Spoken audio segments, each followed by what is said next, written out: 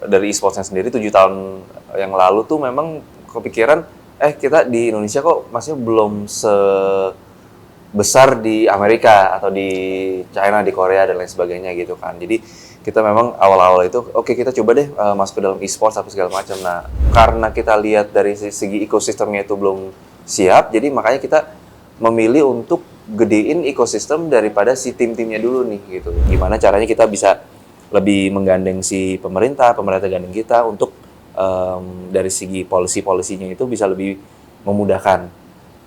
Terus lebih bisa mendorong misalnya dari sisi BUMN-nya.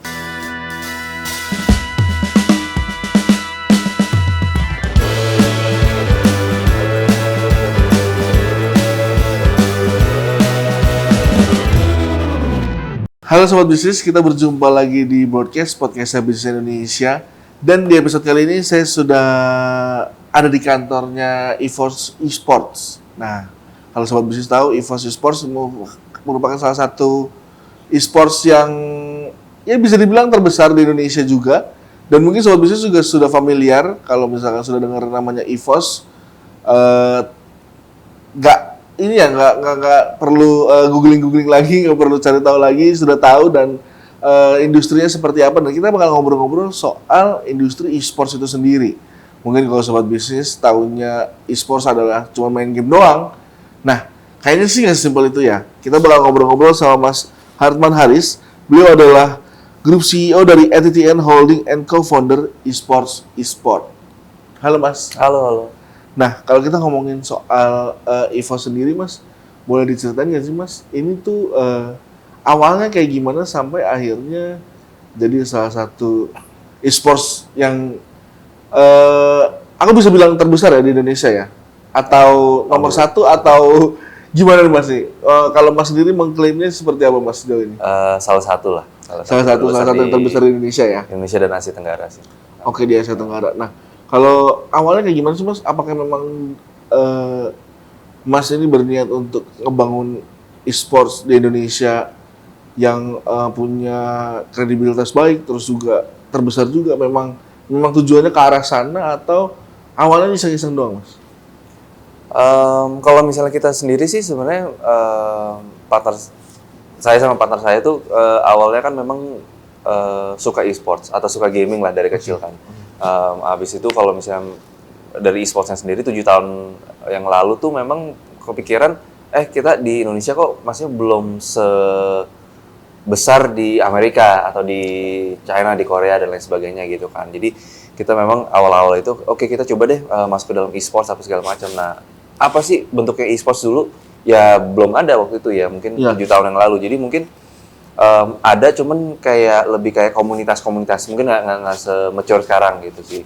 Jadi 7 tahun yang lalu tuh memang kita karena kita lihat dari segi ekosistemnya itu belum siap, jadi makanya kita memilih untuk gedein ekosistem daripada si tim-timnya dulu nih gitu. Karena 7 tahun yang lalu memang ada beberapa tim apa segala macam, tapi balik lagi yang saya bilang komunitas. Jadi kadang di warnet itu kalau misalnya tiba-tiba kalah bubar atau kayak gabung lagi terus ganti lagi apa segala macam, kan kalau misalnya kita penggemar misalnya Man U atau Lakers gitu kan susah ya kalau misalnya Lakersnya tiba-tiba bubar terus next season ganti lagi apa namanya gitu loh. Jadi saya ingat banget 7 tahun yang lalu tuh memang cuman bisa dihitung pakai jari lah berapa tim yang bener-bener udah lama gitu loh berada. Yang lain itu bangun terus habis itu bangun bubar gitu. Jadi kita salah satu yang mungkin pionirnya juga untuk besarkan ekosistem dari situ gitu. Nah, lama-lama baru jadi kayak sekarang sih sebenarnya. 7 tahun yang lalu berarti itu berawal dari berapa orang, Mas?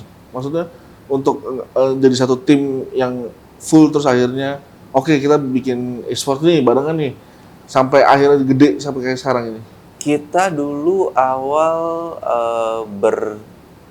bertujuh. Ya, jadi 5 pemain sama 1 pelatih sama 1 manajer gitu. That's it. Okay. Dalam satu rumah terus habis itu mulai tuh kita juga nggak tahu sebenarnya kayak kita juga nggak ada pengalaman di olahraga lain dan waktu itu juga kita ya cuman cari inspirasi aja dari bola, dari basket, dari seperti apa dan lain sebagainya gitu. Jadi kita pusing sih. Jadi 7 tahun yang lalu tuh semua orang tinggal di satu rumah, kita harus beliin samponya seperti apa, beda-beda sampo, makanannya beda-beda, ada yang alergi ini, ada yang alergi ini gitu. Jadi mulai awalnya lucu-lucu juga, jadi bener-bener belajar banyak lah tahap-tahap awal ya gitu loh. Dan dari situ mulai bertanding, ya alhamdulillah sekarang kita ada juara dunia beberapa kali, terus habis itu kayak ada kirim-kirim juga anak-anak untuk masuk ke timnas dan sebagainya sih. Oke.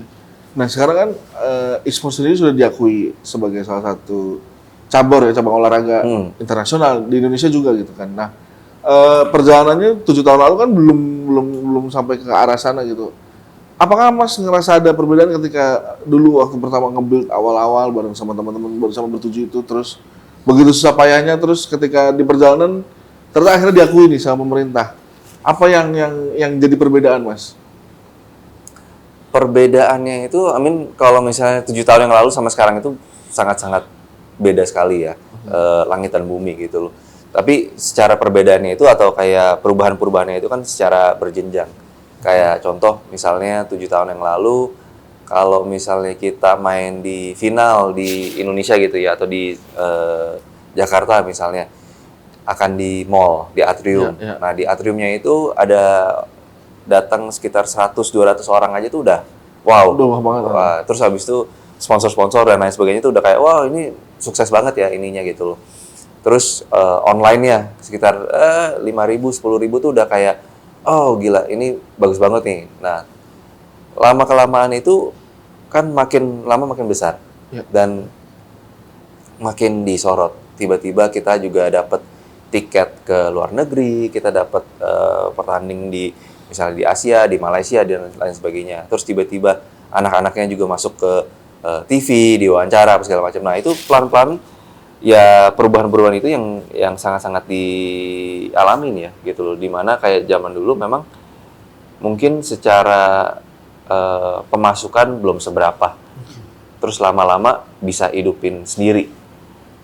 Bisa hidupin keluarga kecil, bisa tiba-tiba orang tuanya dibeliin rumah dan lain sebagainya gitu sih. Jadi memang perubahannya itu sangat-sangat cepat, apalagi ketika mungkin secara e-sportsnya itu lebih beralih ke mobile di Indonesia ya, dan Asia Tenggara khususnya gitu loh. Jadi dari situ benar-benar booming banget sih gitu. Karena kan memang kalau misalnya kita lihat dari teknologi HP sendiri, makin lama makin murah.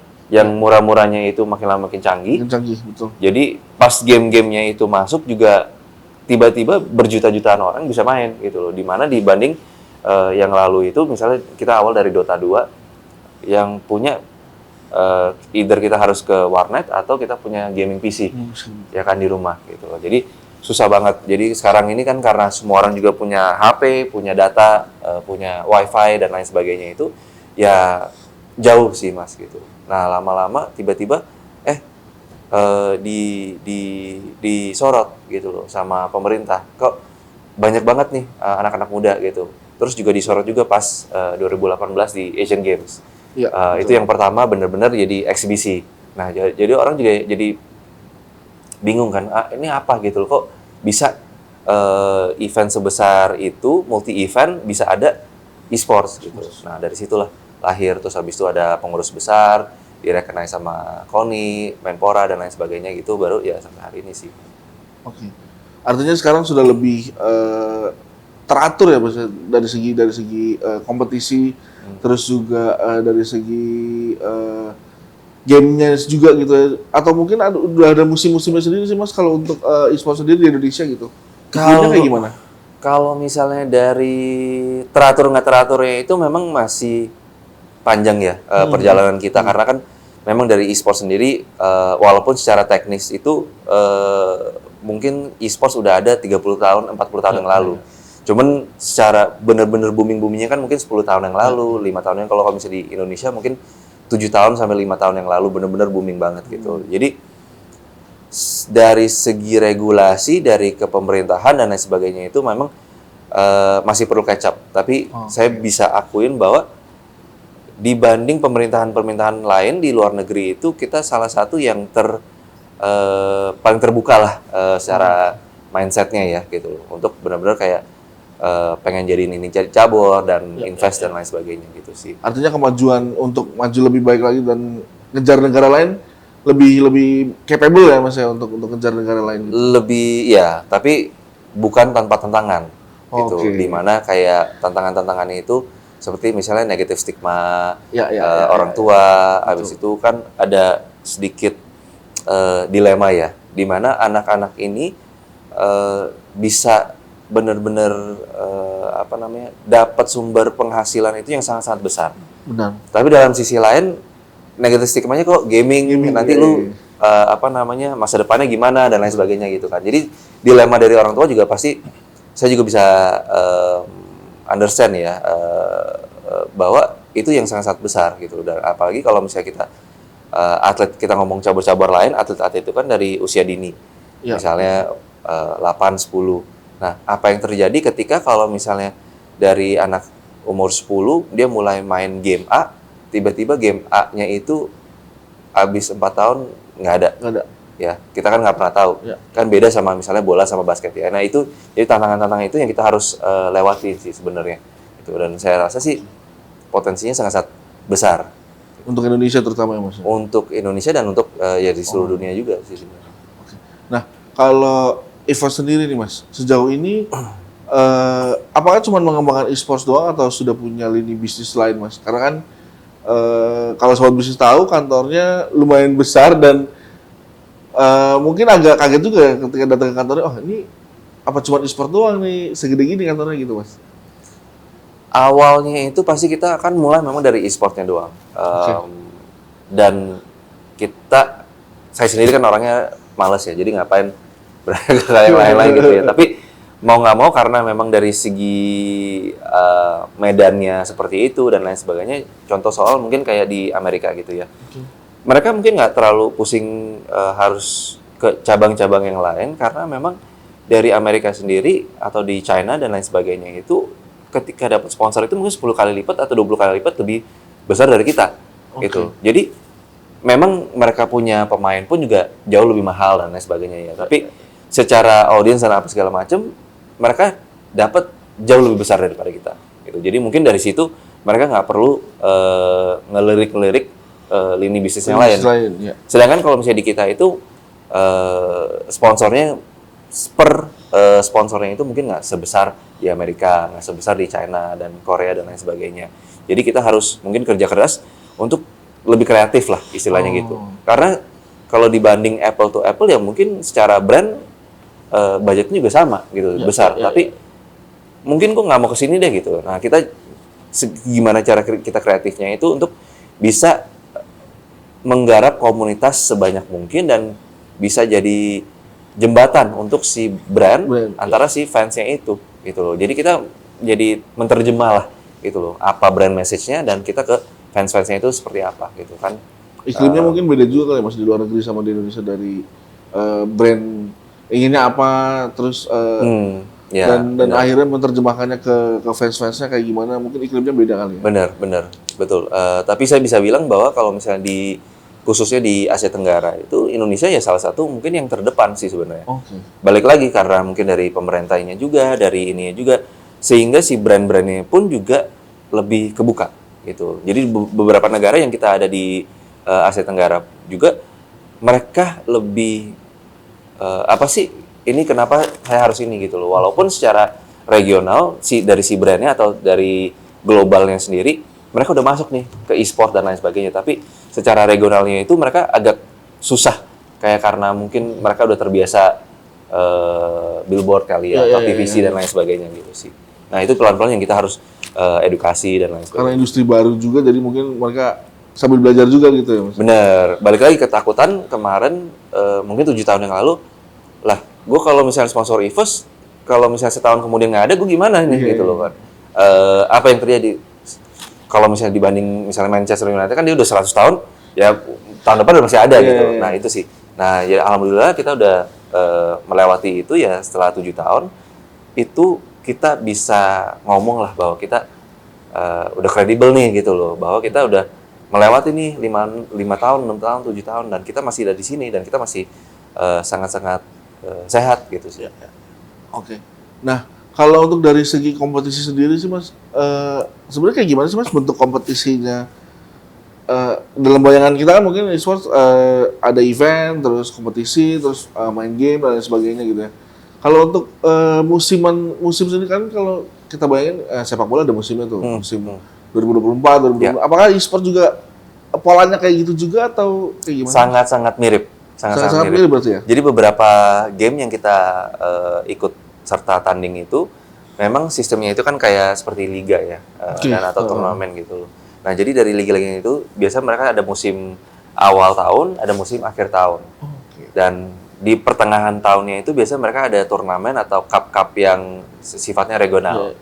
Dan di akhir tahun mereka ada cup-cup yang sifatnya itu global. Jadi World Cup-nya lah istilahnya gitu sih. Jadi biasa World Cup-nya itu biasa di Desember, Januari. Kalau di Juni, Juli itu biasanya mereka regional, entah di APEC atau di SEA atau gimana gitu sih.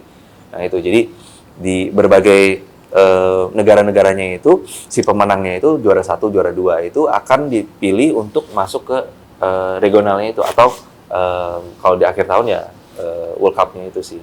Oke. Nah tentunya kan pasti ini butuh banyak pemain ya. Maksudnya nggak cuma dari satu game, karena ini kan beberapa game juga, terus juga ada kompetisinya dan skalanya internasional gitu.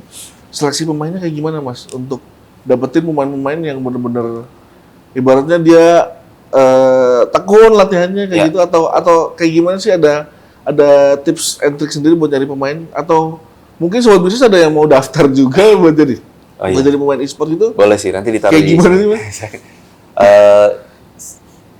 Susah gampang. Gampangnya itu adalah dibanding misalnya bola dan basket. Itu semuanya kan serba data dan serba online. Jadi misalnya di masing-masing gamenya itu kan pasti ada leaderboardnya dan lain sebagainya. Jadi kita kalau misalnya cari talenta-talenta itu kurang lebih bisa disaring top 100 siapa apa segala macam ya. Kalau dari gamenya itu ya berarti. Benar. Kalau dia belum masuk ke tim-tim lain juga gitu kan. Nah, tim-tim lain juga sama. Nah, susahnya itu adalah untuk mengukur karakter-karakter orang.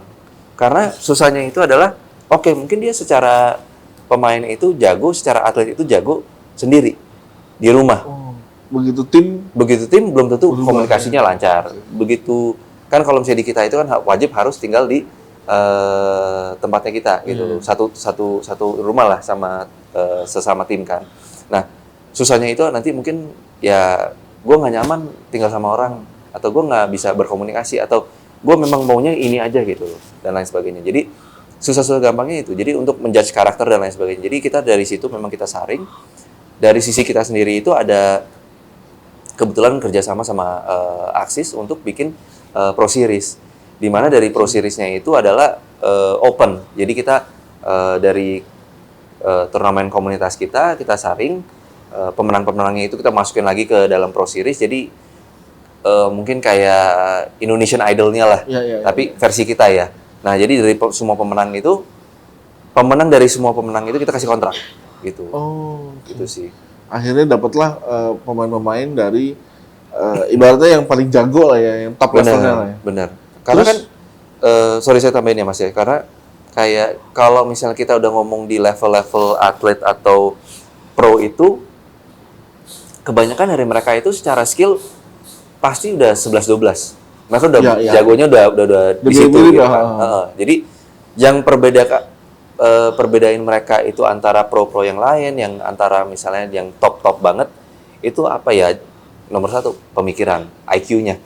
IQ dalam in-game. Cara dia susun strategi dan lain sebagainya. Komunikasi, fisik. Nah, hal-hal itu dan komunikasi gitu. Jadi hal-hal itu yang mereka sebenarnya di luar gameplaynya gitu, di luar secara teknisnya ya jagonya gitu sih.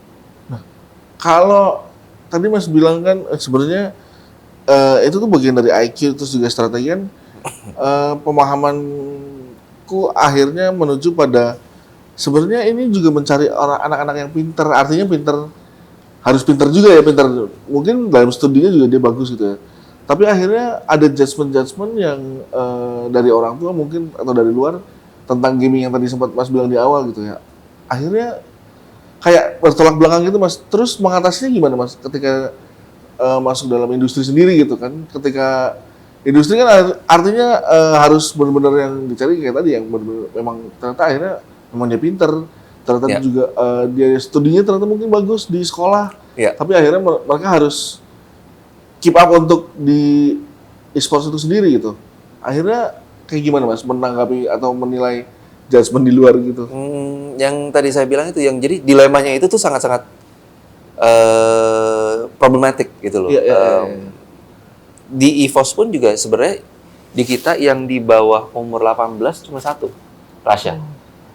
Si Rasya itu memang dia sama kita tuh sekitar umur 13-14 itu kita udah kerja sama dia dan dia udah jadi bagian dari EVOS. Nah, nggak banyak anak-anak muda itu bisa seperti dia. Dalam arti kedewasaannya. Kalau kita ngomong misalnya jadi atlet e-sport itu, kemungkinan besar itu memang harus pinter. Kemungkinan besar itu memang dari dia sendiri itu memang udah pinter gitu Iya, ya. iya. Jadi kita nggak ngomong itu, tapi di luar hal itu untuk menjadi sukses di dalam e-sport atau jadi atlet e-sport itu sebenarnya kan yang tadi saya bilang kedewasaan gitu. Karena kan dan ketenangan. Misalnya bisa gak gue memang udah jago tapi gue harus tekun tetap disiplin nih gitu loh. Kan latihannya itu kan bukan gue sendiri, bukan saya sendiri. Kita berbarengan, berlima, berenam, bertujuh, dan coach. Bisa gak gue di tanda kutip dimaki-maki sama coach dan gue nggak tiba-tiba pulang gitu loh misalnya kan galau, atau gue dimaki-maki sama sosmed netizen gitu loh tapi masih bisa perform gitu. Karena jadi hal-hal itu tuh menurut saya itu emang harus punya kedewasaan sendiri. Dan balik lagi nggak banyak anak-anak di bawah umur 18 itu ya punya itu. Dan makanya di kita pun juga cuma satu kan gitu. Yang teman-teman yang lain rata-rata 18, 20 dan lain sebagainya. Jadi mereka udah at least secara mindset mateng, menghadapi netizen lebih mateng, menghadapi kritik dari mau netizen, mau dari coach, mau dari manajer juga jauh lebih matang gitu sih. Jadi mereka juga ya memang masih belum semateng olahraga-olahraga yang misalnya kayak bola atau kayak basket yang udah jauh di atas kita ya usia-usianya gitu loh. Jauh lebih panjang daripada kita udah ini. Jadi secara sistem pelatihan mereka juga pasti lebih mature daripada kita. Oke. Artinya sekarang sudah terbentuk nih iklimnya dan sudah terbentuk polanya, terus juga musimnya juga udah ibaratnya sudah ideal lah ya untuk jadi satu e-sports dan juga cabang olahraga di Indonesia gitu. Mas sendiri melihatnya seberapa menjanjikan sih Mas industri e-sport ini di Indonesia terutama? Apakah bisa membuka peluang untuk yang lain membuka e-sport baru, jadi bisnis baru gitu? Mungkin saya ngomong dari segi globalnya dulu ya, makronya ya. Kalau dari makronya sendiri kan e-sports itu kan adalah anak daripada si game-nya tersebut. Iya. Nah dari sisi industri game-nya sendiri kan masih growing. Dan salah satu industri terbesar secara global ya, secara entertainment, lebih besar daripada film, lebih besar daripada musik, TV, dan lain sebagainya gitu. Jadi sangat-sangat besar. Nah turunannya itu adalah e-sports. Dari e-sports sendiri, kenapa? Karena dari e-sports sendiri itu karena fans-fans yang suka mainnya itu begitu banyak dan mereka pingin lebih engage lagi, makanya mereka ke e-sports, mereka nonton. Jadi kan mereka lihat, jadi kayak sama seperti kalau misalnya kita main bola, kita suka juga nonton Ronaldo gitu kan. Kita suka juga nonton Messi. Sama pola pikirnya gitu sih. Nah, kalau misalnya kita ngomong itu dan saking besarnya itu, misalnya di Saudi Arabia itu mereka lagi bangun satu kota just buat gaming dan e-sports gitu. Namanya Qiddiya. Itu bisa di Google dan jadi kalau nggak salah budget merekanya itu sekitar 350 miliar dolar untuk satu kota itu. Gitu. Jadi dan itu cuman si Saudinya doang. Belum di mana? Di Amerika, di China, di lain sebagainya. Jadi memang peluangnya itu sangat-sangat besar. Nah, kalau di Indonesia sendiri memang yang saya tadi bilang jauh beda sama 7 tahun yang lalu. Tapi apakah udah di posisi ideal dan lain sebagainya itu saya rasa belum. Karena dari sisi industrinya sendiri masih banyak potensi untuk growing ya gitu. Jadi seperti mungkin dalam secara jenjang karirnya gitu loh. dari anak-anak yang usia dini itu gimana sih jenjang karirnya untuk jadi atlet e-sport. Ketika jadi atlet e-sport itu bisa kemana nih? Misalnya di tier 3, tier 2, tier 1, semua itu jenjang-jenjangnya itu belum fix. Walaupun sekarang udah ada bayangan dan kelihatan. Jadi mungkin ya maklum lah, baru berapa tahun kan gitu loh. Jadi saya rasa sih posisinya akan ke situ dan akhir-akhirnya itu akan sangat-sangat menjanjikan gitu. Mungkin ini menjawab pertanyaan orang tua juga ya ketika mau nyeburin anaknya untuk masuk ke dalam industri e-sport ini sendiri gitu.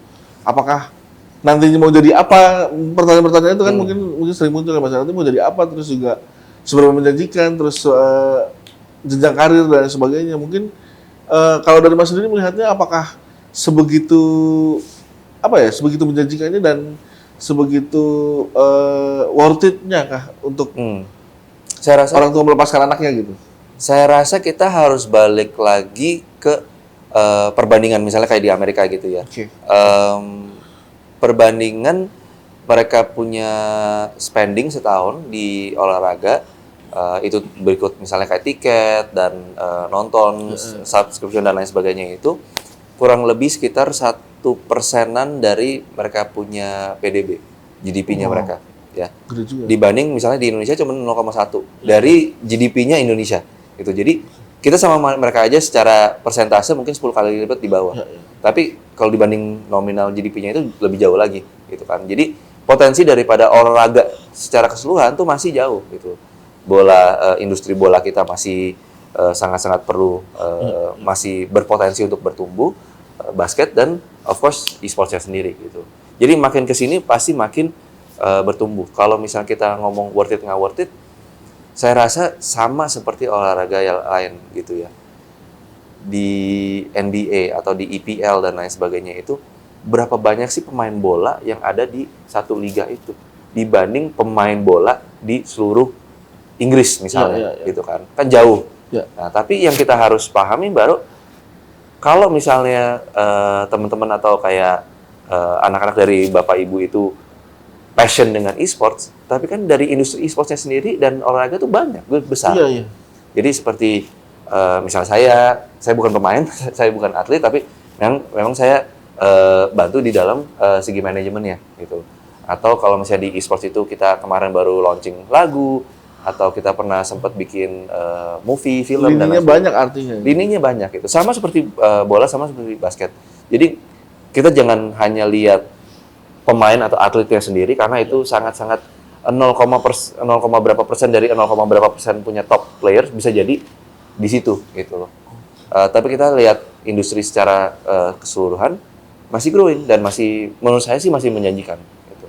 Dan masih akan tumbuh lagi nanti sekian puluh tahun ke depan. Dan kita harus memang kita harus optimistik dan percaya diri, tapi kita kadang agak sulit kalau kita berkompetisi dengan 0,1 dari 0,1-nya gitu sih. Nah itu. Nah, tadi Mas bilang sebenarnya kalau di e-sport sendiri lininya banyak ya. Apa yang dikerjain EVO sendiri Mas dari beberapa lini tadi? Apakah juga ngerjain musiknya, terus ngerjain eventnya, terus juga ngerjain apa lagi sih Mas kalau di EVO sendiri? Kalau dari kita sendiri ya sebelumnya kalau misalnya saya belum di sini saya nggak mungkin pernah mikir bahwa saya misalnya masuk ke industri fashion umpama kayak yang saya pakai ini kolaborasi antara EVOS, Faith Industry sama My Hero Academia, dimana itu anime yang lumayan besar ya di seluruh dunia gitu. Terus misalnya masuk ke movie, jadi kita bikin film ambil inspirasi dari beberapa talent kita, pemain-pemain kita, dan kita kerjasama sama misalnya Maxstream dan Vision Plus gitu misalnya. Jadi kan hal-hal itu yang nggak kebayang 7 tahun yang lalu atau sebelum saya masuk ke dalam dunia e-sport ya. Itu dan banyak dari segi bisnisnya, dari segi event-event dan lain sebagainya gitu sih. Dan masih akan ngebuka hal-hal baru lagi mungkin ya nanti ke depannya ya karena benar karena memang dari segmennya itulah ada dari audiensnya itu mereka nggak hanya mau gue nonton gameplaynya aja deh gitu loh, tapi dari situ kan mereka pengen tahu juga latar belakang pemainnya seperti apa, terus kayak yang misalnya apa namanya barang-barang yang berkoneksi sama EVOS atau e-sport itu seperti apa, kayak jaket, kayak jersey dan lain sebagainya gitu kan. Jadi seluruh lininya itu secara passionnya itu akan terbangun menurut saya gitu. Ya, jadi kita harus hadir dan jadi mewadahi itu semua. Mas, aku ngeliat di sini banyak piala-piala nih Mas. Udah berapa banyak prestasi dari EVOS sendiri dan apa yang menurut Mas paling memorable Mas? Prestasi apa yang paling memorable yang pernah diraih EVOS? Kita itu juara dunia kalau nggak salah 5-6 kali. Dan masing-masing itu juara dunia, ya kalau juara dunia itu memang beda ya. Ini jadi secara memorable-nya juga pasti ya itulah yang benar-benar kita angkat, karena harus banyak keberuntungan sih untuk bisa itu ya, karena dari segi keberuntungan dalam arti persiapannya harus pas, mood di hari itu harus pas, cuaca di hari itu harus pas, ya kan. Pertandingan apa namanya lawan kita juga harus pas, dimana mungkin mereka agak down sedikit atau mereka agak apa gitu. Jadi semua itu harus benar-benar pas dan kita harus on form banget untuk jadi juara, karena lawan kita itu semua kualitas-kualitas yang bisa juara dunia semua. Gitu. Jadi ya itu, jadi ada keberuntungannya juga dan ada dari belakangnya itu ya apa namanya preparation yang sangat-sangat banyak dan pengorbanan yang sangat banyak untuk bisa masuk ke dalam kejuaraan itu gitu sih. Jadi itu sih, jadi salah satunya, dan saya rasa salah satu yang sangat-sangat memorable juga terpilih untuk jadi timnas, platnas gitu kan. Jadi itu menurut saya tuh pengakuan yang sangat-sangat prestigious sekali ya, prestasi, di mana mereka dari atletnya sendiri juga mereka bisa buktiin ke orang tua bahwa gue nggak hanya mungkin duit doang nih, tapi gue bawa medali loh pulang gitu loh, gue membanggakan Indonesia. Pengakuan dari pemerintah, terus habis itu pengakuan dari para fans, para brand gitu kan. Jadi itu sih, jadi di pucuknya itu, di puncaknya itu ya itu pas kejuaraan dunia, pas kejuaraan di regional dan lain sebagainya gitu sih. Oke. Jadi salah satu e-sport yang gede di Indonesia tentunya pasti punya PR banyak ya Mas ya. Maksudnya ada hal-hal yang jadi pemikiran untuk nanti supaya bisa berkembang lagi, bisa keep up lagi dengan 10-15 tahun ke depan gitu. Apa aja kira-kira yang jadi strategi untuk kembangin ekosistem di e-sport itu sendiri Mas kira-kira nanti? Kalau kita sendiri sih sebenarnya yang kita lagi jajakin itu adalah kan EVOS sendiri udah di Indonesia, kita udah ada di secara regional di saya kita udah ada presence ya. Dan next step-nya itu juga pasti global gitu. Jadi makanya memang kita lagi Target kerjasama dan ngobrol-ngobrol sama beberapa investor dan beberapa negara itu untuk ayo kita gimana caranya bikin regional headquarters-nya di situ dan lain sebagainya gitu sih. Untuk apa? Untuk supaya kita bisa saling sharing. Jadi investasi dari mereka itu bisa ngalir ke Indonesia. Dari Indonesia pun bisa ngalir ke situ. Dan dari sisi apa namanya best practices atau dari sisi teknologi transfer dan lain sebagainya itu juga bisa berjalan. Itu satu. Jadi lebih mengglobal dan lebih dikenalin. Nomor 2 itu adalah gimana caranya supaya kita bisa sustainable seperti olahraga-olahraga lain gitu loh. Dimana saya rasa di Indonesia pun juga secara industri olahraga belum sampai segitunya dibanding balik lagi China, Korea, even misalnya kayak di Philippines dan Amerika gitu loh. Jadi itulah yang kita perlu edukasi ke pemerintah, edukasi ke orang tua, edukasi ke brand-brand bahwa we are here for the long term gitu. Kita di sini untuk jangka panjang dan gimana caranya kita bisa membangun bukan hanya EVOS tapi dengan teman-teman tim yang lain pun juga, dan dari sisi gamenya dan sisi pemerintah untuk membangun ini secara long term gitu sih.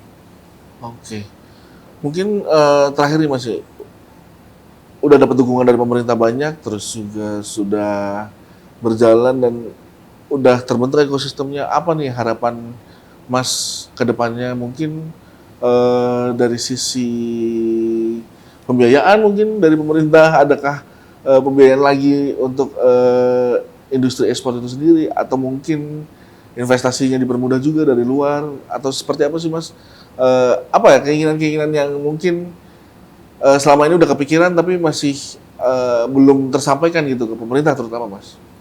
Kalau buat pemerintah sih ya lebih open aja sih, lebih menggandeng ya. Sekarang pun juga memang udah sangat-sangat menggandeng teman-teman atau stakeholder di dalam e-sports ya, lebih menggandeng aja supaya kita benar-benar bisa mendorong ini lebih mempercepat gitu sih dibanding mungkin olahraga-olahraga lain gitu. Dan buat kita pasti di EVO sendiri harapannya ya juara gitu sih, juara dan juara gitu loh. Dan tapi kan di balik itu harus banyak dari sisi finansial, dari sisi komersial yang kita harus lewatin kan gitu. Nah jadi ya terjemahannya ya itu gimana caranya kita bisa lebih menggandeng si pemerintah gandeng kita untuk dari segi polisinya itu bisa lebih memudahkan, terus lebih bisa mendorong misalnya dari sisi BUMN-nya, dari sisi brand-brand lain, swasta dan lain sebagainya itu untuk mendorong seluruh industri supaya kita bisa balik lagi mencetak lebih banyak